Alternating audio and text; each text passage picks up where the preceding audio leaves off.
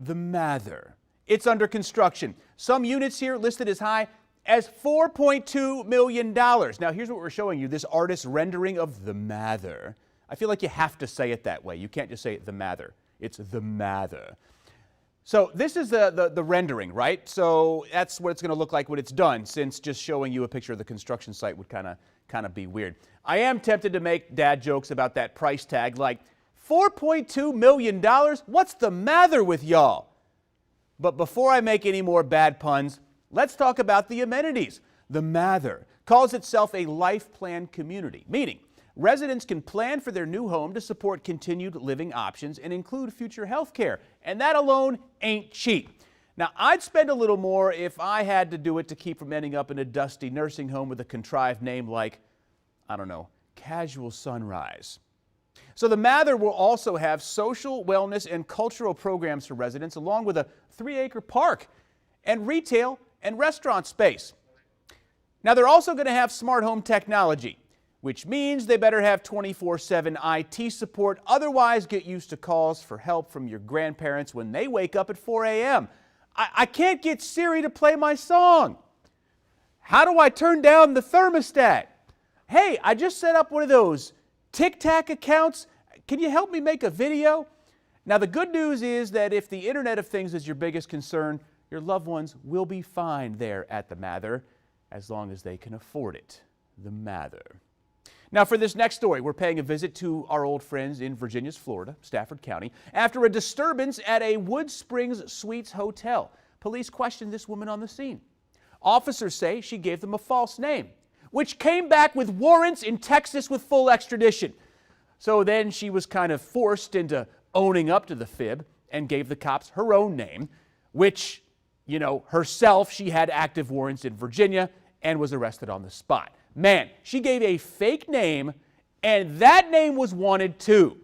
It's really like the opposite of winning the lottery. It's more like picking up the go directly to jail card in Monopoly.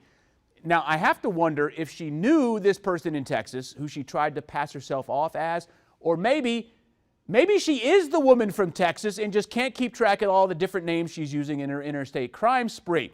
It does sound like, right, that there's more to this story. I really do doubt she's a criminal mastermind since she couldn't keep her story straight there at the Wood Spring. But I still want answers to this whole thing.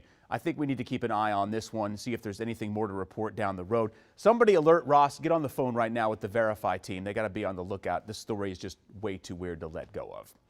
All right, we picked this next story because it is a fascinating development happening here in the D.C. area. Political candidates who identify as Generation Z, meaning those born from 1997 to 2012, they are running. By the way, anyone from 1997 is now free to buy alcohol. Can you believe that?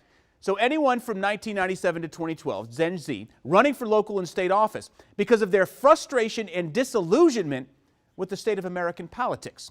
Here's one. 24-year-old Joe Vogel is currently running for the Maryland House of Delegates. And 18-year-old Henry Cohen has mounted a campaign for D.C. Council. You know, they say if you want things done right, then do it yourself. I commend these young adults for stepping up and doing more than just posting angry tweets. I'm certainly not going to make any ageist remarks about their youth. I will say that I was not mature enough to run for public office at 18. Y'all pulled that picture. Nice. I was not mature enough to run for public office at 18 or 24 or 34 or currently at 45. The only races I take part in require running shoes. I would have all kinds of irresponsible legislation proposed, like every video game purchased in the state of Maryland is a tax write-off. Every Maryland graduate is entitled to free Natty Boh for life. And how about this one? Instead of military service, once you turn 18, you're required to spend the next 4 summers working along the Ocean City Boardwalk. Well, thankfully, it appears these candidates are taking things more seriously than 18-year-old Adam Longo would have, even though, come on, dude, those are great ideas. As promising as this trend is, it also means that current lawmakers are so inept that people with little to no job experience of any kind look at them and they go, I can do that better. And in some cases, they might be right. That is up to you, the voters, to decide. All right, we're headed to Longwood, Florida for our finale story, where chaos ensued at a wedding reception. The bride and wedding caterer allegedly laced the food with marijuana and didn't tell anybody. Really? Who does that? Even people who like marijuana, they don't want to get ambushed by it. Nobody wants to get super high by surprise, I'm told. Your body's first instinct is to think, am I sick? Or am I dying? Not, is the bride a massive jerk who just drugged us all? Ingesting cannabis is like, again, like I'm told, ingesting cannabis is like a time bomb that operates on Comcast hours.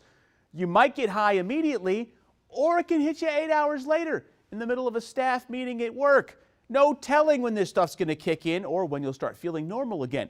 That's just up to your digestive system and whatever higher power you believe in. I am usually against people going to jail for cannabis use, but ladies, we got to make an exception this time. Anyone who gets grandma high for amusement needs consequences. Congratulations, though, to the bride and groom. Too bad they're going to have to pawn all their wedding gifts to use for bail.